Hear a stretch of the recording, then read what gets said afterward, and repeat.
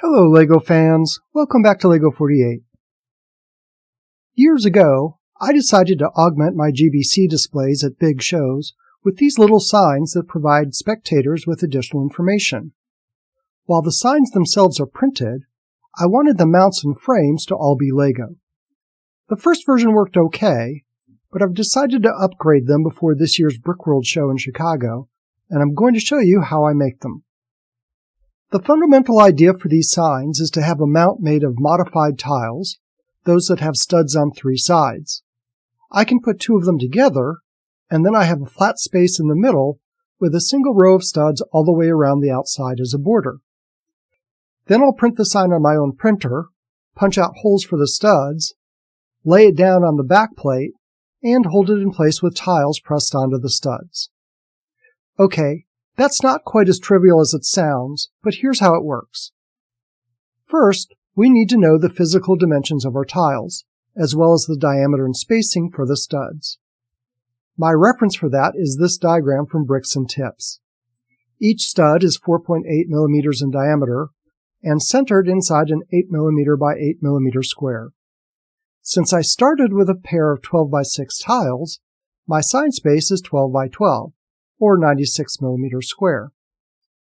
I created my signs using CorelDRAW, a sophisticated graphics application that I've used for many years. However, this could be done in PowerPoint too. Whatever tool you use, it's going to be helpful if you can change the measurement units to metric. When I created my original signs, I started by creating a rectangle, a square actually, measuring 96 by 96 millimeters. I then created a second square that measures 8 by 8, and then I created a circle that was 4.8 millimeters in diameter. I centered the circle inside the 8 by 8 square, and then aligned that group to the upper left corner of the large square. I then duplicated this circle at 8 millimeter spacing all around the edge of the square. Finally, I added a text box inside, with no fill or border, to add my text. I printed this out on quality photo paper, cut out the black square, and then used a 5 millimeter hole punch to punch out the circles. Now, this would have been an effective strategy if I had been able to punch out the holes with absolute precision. Sadly, while I'm good, I'm not that good, and any hole that is even slightly out of alignment will pull on the paper and cause it to warp, as you can see here with this sign. Which brings me to version 2.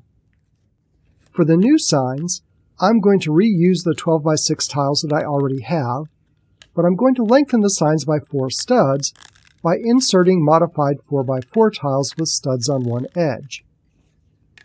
I can attach everything to a single 8 by 6 backing plate, and now I have space for a 16 by 12 sign. The other thing I'm going to do differently is make my circles 5.5 millimeters, so they'll be a little larger than the studs. It's really not necessary for the holes in the paper to grab onto the studs.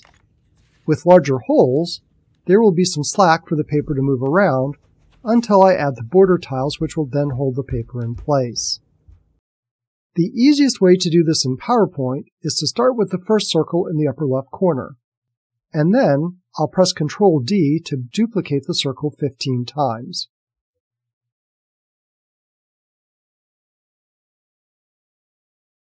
I'll select all of the circles and top align them. To space them out, I'm going to calculate the horizontal position of the last circle. That's the position of the first circle plus 8 millimeters times 15. That turns out to be 12 centimeters exactly, so in this case, 18.43.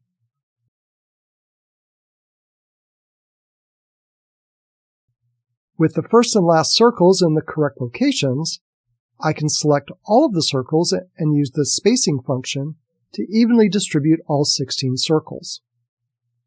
I can repeat this vertically, duplicate the first circle 11 times, left align all of the circles, calculate the vertical position of the last circle, which is 4.28 plus 8.8, or 13.08, then vertically distribute the circles along the left edge. Now it's just a matter of copying the top row and the left column and aligning them to the opposite edges. Adding the text, I now have quite a bit more room, so I can make the text larger and easier to read.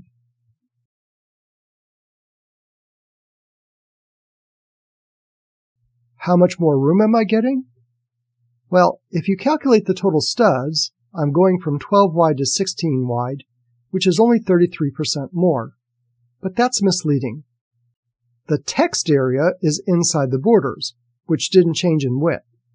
So that went from 10 by 10 to 14 by 10, which is actually 14% more room for the text. That's pretty significant. I found a new paper punch at Walgreens of all places, with the perfect hole size, just under 6 millimeters in diameter. The larger signs have more holes to punch, but it still doesn't take that long.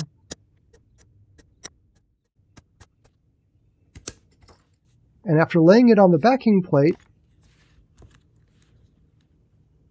and adding the borders,